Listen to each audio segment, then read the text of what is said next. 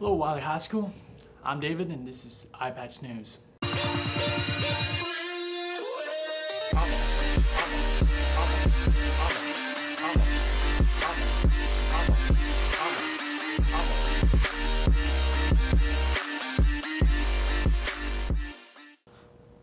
This day seems blatant and blithe. This day shall not be ephemeral and intentative. You probably have no idea what I just said there. This is a reminder to study your SAT words. The SAT will be on November 7th for those who registered. Now students, another reminder is that homecoming shirt pre-orders end today. There will be a link in the description below if you want to order online or come during lunch today. Short sleeves will be $13 and long sleeves will be $18. They'll be distributed during homecoming week. If you don't order in time, don't worry. There'll be shirts available during homecoming week, but there will be a limited quantity.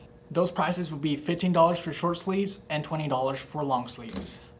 That's about a $2 difference right there. That's a pack of gum right there. And when you have a pack of gum, people notice you and you'll rule the world. You won't be just a king, you'll be God. So don't forget and pre-order your shirt today. Now speaking of clothing, American Apparel has filed for bankruptcy. Okay. And now for some real news. Donald Trump has been reported that Donald Trump's University, aka Trump University, has been accused of engaging in illegal business practices and giving false promises by promising to teach Trump's real estate techniques but failed to deliver. The result being lawsuits of millions of dollars being filed against Trump, who in one of his ads claimed that, and I quote, "Just do exactly what I did and get rich." Well, of course it's easier said than done when you inherit over $40 million from your father. Now, several of the people from Trump University tried to copy exactly what he did, but now they're in debt. Mostly because the program cost about $35,000 a person. It didn't actually offer any sort of degree. Just goes to show that some things are just too good to be true. Now, on a serious note, just to be brief, this past Wednesday, there was a Racial Challenge Assembly here at Wiley High. Now, the best way I can describe Racial Challenge is by saying that everyone has an impact in this world, and even the smallest gesture can make a difference. And here's Grayson with his report.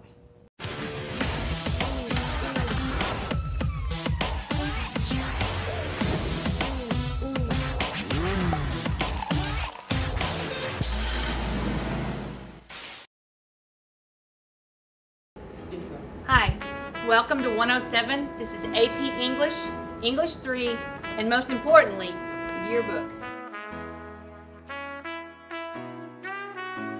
This is where we do our AP English practices. I've got journal prompts usually on the board. We do timed writings. Kids pass this test and then they get college credit for it. We do English 3 in here. Today we're doing a unit assessment. These kids are also going to college, but they're not doing the AP yet. And then we do the yearbook here. We have 12 computers. We use cameras with telephoto lenses. We know how to use InDesign and Photoshop. And these are the kids that create the memories that go into your yearbooks when you order them. We have a wall of pictures from years past. We have some of our better photography that's been put up on the wall over here with the portrait of the football helmets. We have objects hanging from the ceiling from an AP English project when they read the book Unbroken before we went to the movies and saw it last year. This year I've been here for 10 years now since we opened the basement. It's my 18th year in Wiley, and I hope I can do another 18. Thanks.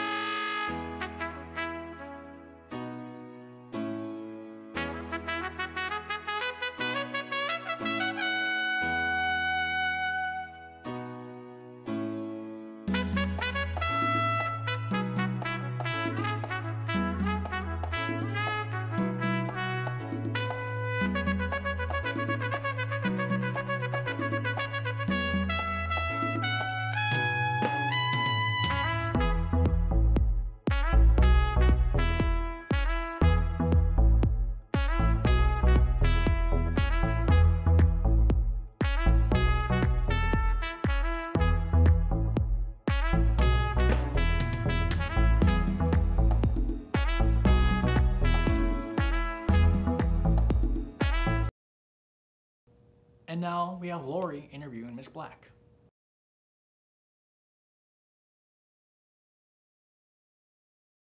The benefits of homeschooling are, I think the first one would be that if you have certain religious beliefs or you have certain moral beliefs, that you can use those. If you want to teach your children, have a Christian curriculum, you can have a Christian curriculum, and your kids are then protected from some of the outside influences, and you know that your kids, you know your kids are not getting drugs at school.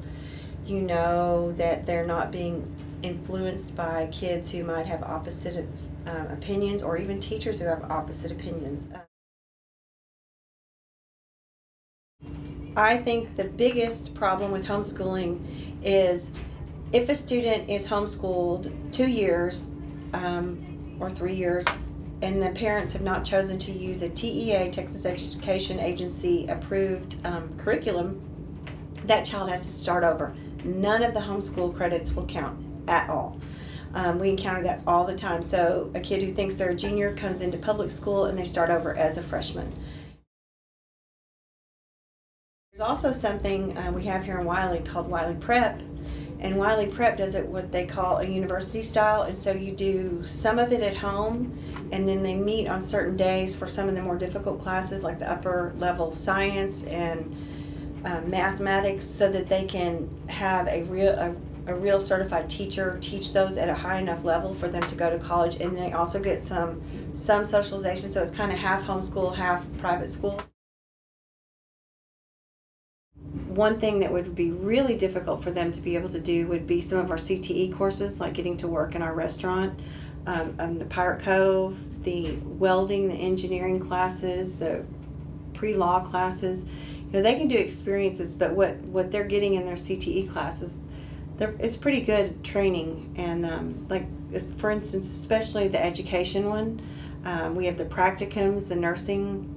They can go and actually work with people in the field that they want to. Because I've always been in education, public education, since 1980 something, I obviously believe in public education and what it offers. However, there are some students who need to be able to move around, who can't move around. There are some students who, because of their health, need to be at home. There are kids who need to move at a different pace, kids who need to take frequent breaks. So for some kids' special circumstances, I believe homeschooling probably is the best for them, as long as their parents are committed to making them follow through. But for the most part, public education offers a whole lot to students that there's no way they could ever get in a homeschool setting. And now we go with Tim's report. Thanks, David. Let's start with college football. Texas Tech plays Iowa State, and number 1, Ohio State plays Maryland. Number 2, TCU plays Kansas State, and number 3, Baylor plays Kansas. Now, the biggest match of all is happening this week at the Cotton Bowl. It's Texas versus Oklahoma. That's the game of the week. And now let's go to the NFL, where the Cowboys running back Dunbar is out with the season-ending surgery, and the Cowboys play host to the Patriots. And the game of the week is the Broncos and the Raiders. NHL starts this week. The Stars play at home for their season opener against the Penguins. And on the NL side, it's the New York Mets versus the LA Dodgers, and the wild card is the Cubs versus the Pirates, winner versus the St. Louis Cardinals. On the American League side, it's your Texas Rangers versus the Toronto Blue Jays, and on the wild card for that is the New York Yankees versus the Houston Astros, and the winner plays the Kansas City Royals. And that's all I got for news. Hi, this is Tim Falk. I'm here with the quarterback for Wiley Pirates, Emilio Ames. After this tough loss, how are you going to bounce back against Innocent next week? We all just got to work hard, and we got to go to film tomorrow and learn everything that we did wrong.